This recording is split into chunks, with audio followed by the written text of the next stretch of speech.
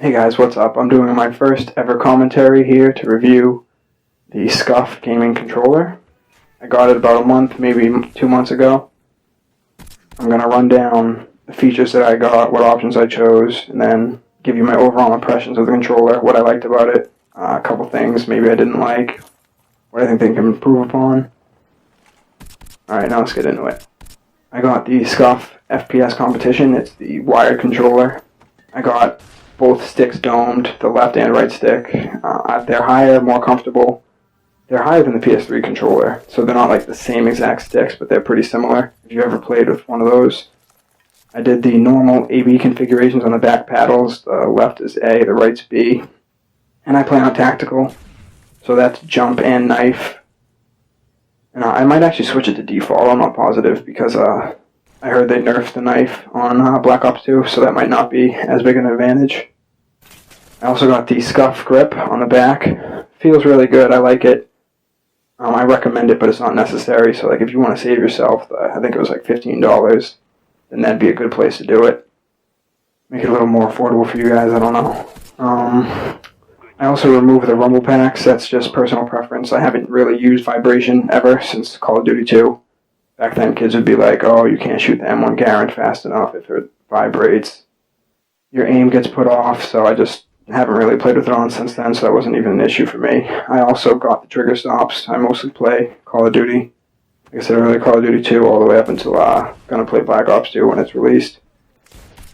And it didn't really take me that long to get used to. It took me like a day, maybe two.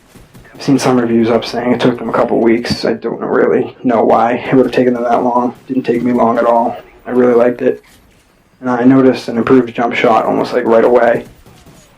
I've been jump shotting since literally since Call of Duty 2 the entire time, and I really didn't think when I was watching other reviews that it would be a huge difference between being able to aim while you jump and then just switching from the aim stick to the A button to jump and then back, like that half second it takes. Didn't really think it would make a big difference.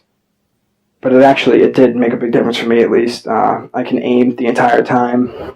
It's not like, it feels really natural too, that the way the back button's placed. You just hit that and jump, like I said, aim immediately. And now I do actually knife people with the B button being on the back, because earlier playing on tactical it's kind of awkward to just go to the B that fast. I'd rather just try to shoot the guy. But yeah, so it really improved that aspect of my game as well. The hair triggers definitely do add to your reaction time. They give you a whole tutorial on how to set it up to make sure they don't stick, and to make sure it actually reads every single time you pull it, because sometimes if you set the triggers too low, you can pull it back once and then it'll stick in on either aim, or it'll just keep shooting even if you take your fingers off it. They teach you how to avoid that completely, so that's really cool how they have the not only instructions but also actual tutorial videos on how to set that up.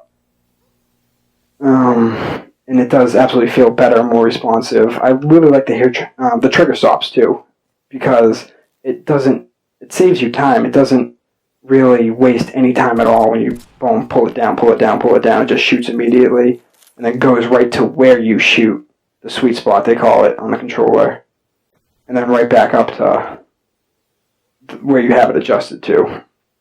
And it's actually, it doesn't, not a lot of movement in the triggers at all is needed to shoot it. So having the big, long, normal triggers are kind of a waste of time. And in a game like Call of Duty, where you die so quickly, every little second matters. So any advantage you can get over your competition, definitely an added plus.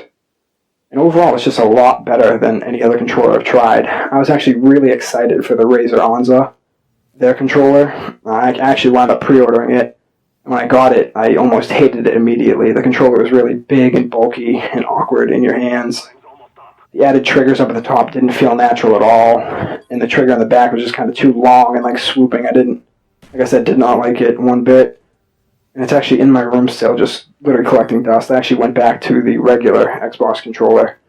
And the SCUF obviously is built off the Xbox controller. They just add features to make it better. And because I used the Onza and saw how bad that was, it really makes me appreciate how well they actually did make this SCUF.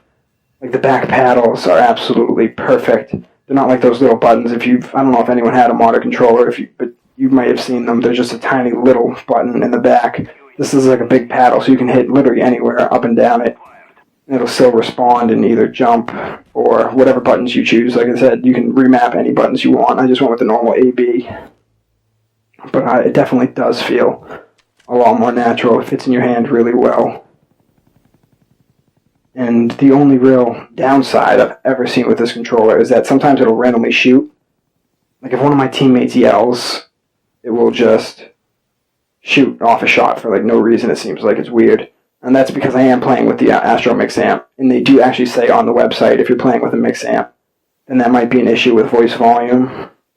But everyone else I've talked to with the SCUF doesn't have this problem, so I don't know if I have my triggers down too low, and that's what makes it happen or what. But they say if you turn your voice volume down to 3 in your Xbox preferences, that'll get rid of the issue.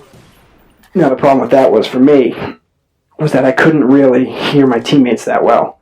So I just kept it up and deal with it, and I tell my teammates to stop yelling when I do randomly shoot. But it doesn't happen that often, maybe like once, twice a day. And I play for a good couple matches every day, so it's not like I don't play. But yeah, it just hasn't really been too much of an issue for me. Yeah, so that's pretty much what I think. I think it's definitely worth the money.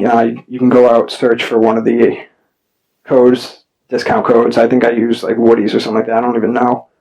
I think I just Googled it and then entered whichever one I saw. You can get like a 5% discount or something. But if you have any questions, you can either ask me here or you can even ask the SCUF people. I asked them a bunch of questions before I wound up getting it, and they were really, really helpful the entire time. And alright, my next review will probably be of the 2013 Astro A40s. I just picked those up 2 weeks, a week ago, whenever they came out. I'm not really positive, but alright guys, if you can just comment, tell me what you want to know about the controller, what I could do better for future reviews, commentaries, anything like that. That'd be great. I hope you enjoyed the gameplay and the review. Alright, thanks.